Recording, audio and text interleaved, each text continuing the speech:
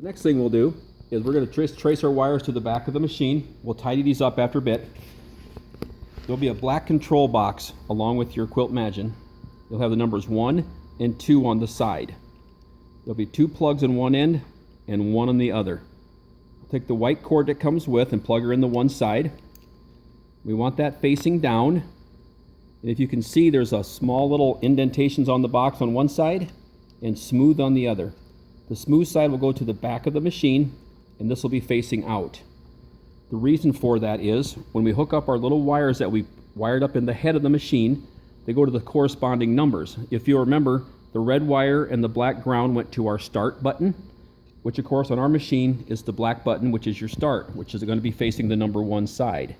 So just put that in there, clip that in. The number 2 button, of course, you'll see is yellow and white, which is a single stitch, which of course on the Pro machine is our single stitch button over here. On a Fun Quilter, of course, that would be a needle up and down. So there it's ready. So then what we do is we'll bring this back, mount it to the back of the machine wherever's a good spot. You can use a little zip tie and a little tie-off thing. It'll just peel off, stick here, and just zip tie it right to the machine and it will stay in place. Now take the 2 ends of your wires that we've just run. There's a little gap between the chain clip here. Just run them right underneath there and it'll come right out the side of your carriage for you. Right over here. Just grab them and plug them into the corresponding outlets. The black one goes to the very first hole, plug it in there, and the white clip, of course, just goes into this one, and you're all set to go.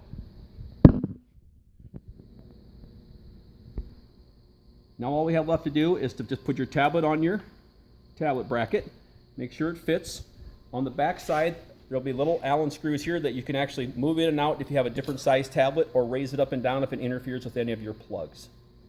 Then just take the corresponding cables, your USB, plug it into the USB. If you have a charging port at this time, you can plug it into the charge your tablet of wherever it's located on your tablet. Now we've switched machines, but with the same exact thing happening. This is the Fun Quilter series machine with an equalizer regulator. Where the Pro, the controls ran out of the front handles, we actually have to use the back handles for our control module. So they're plugged in right underneath the handle here, normally like this. Just separate the two.